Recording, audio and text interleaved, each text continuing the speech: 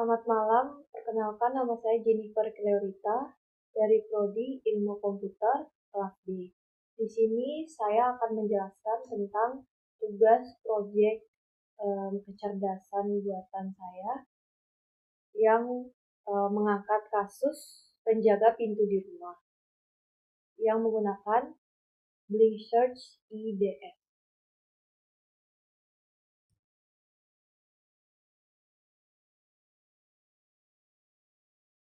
Kasus ini saya buat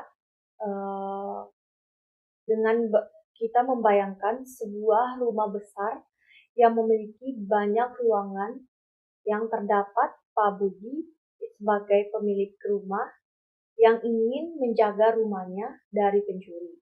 Dia memutuskan untuk memasang seorang penjaga pintu yang bertugas mengawasi siapa saja yang masuk dan keluar. Langkah-langkah penyelesaian kasus tersebut adalah yang pertama, instalasi penjaga pintu. Pak Budi yang memasang atau menaruh seorang penjaga di pintu utama rumah. Penjaga ini memiliki kemampuan untuk menggali atau mengenali tamu yang dikenal dan mencurigakan. Yang kedua, tindakan penjaga. Penjaga memeriksa setiap orang yang mendekat. Ketika seorang teman Pak Budi datang, penjaga membiarkannya masuk. Namun saat melihat seseorang yang tidak dikenali oleh penjaga, penjaga mulai waspada. Yang ketiga, deteksi anomali. Penjaga mulai melihat tingkah laku mencurigakan dari orang asing yang mengintip melalui jendela dan mencoba membuka pintu belakang. Penjaga mengaktifkan alarm yang ada di dalam rumah. Yang keempat, tindakan respon. Ketika alarm tersebut bunyi, penjaga segera menghubungi Pak Budi dan memblokir semua pintu masuk. Lalu Pak Budi datang dengan cepat untuk melihat apa yang terjadi. Yang kelima, analisis situasi.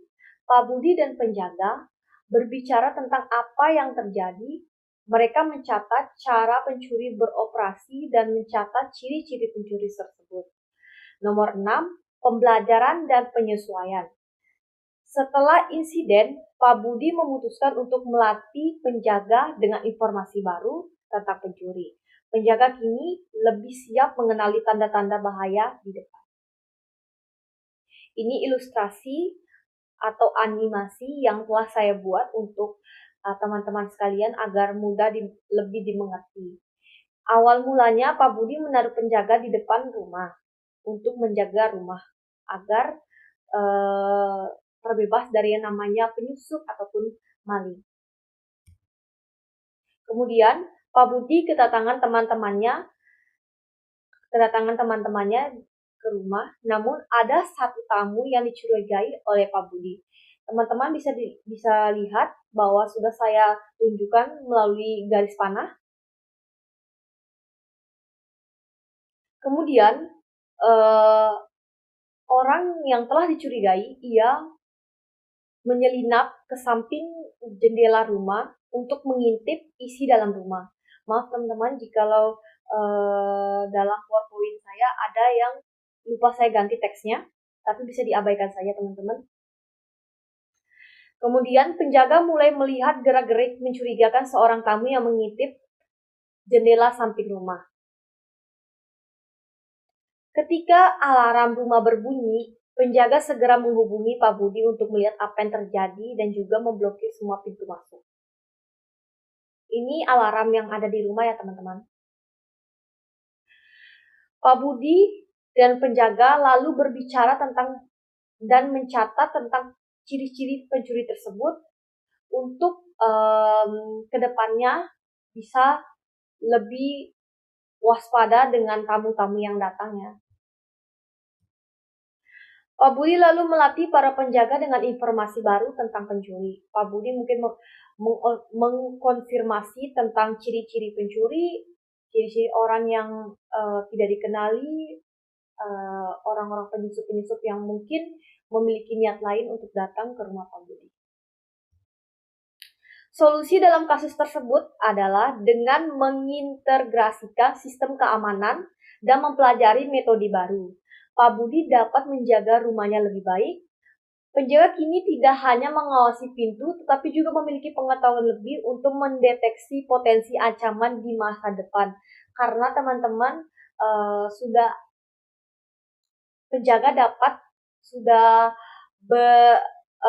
belajar tentang ciri-ciri pencuri ataupun orang-orang yang dicurigai dari kasus sebelumnya untuk kedepannya penjaga bisa lebih berhati-hati, bisa lebih waspada karena sudah tahu ciri-ciri pencuri ataupun orang-orang yang berniat jahat di dalam rumah.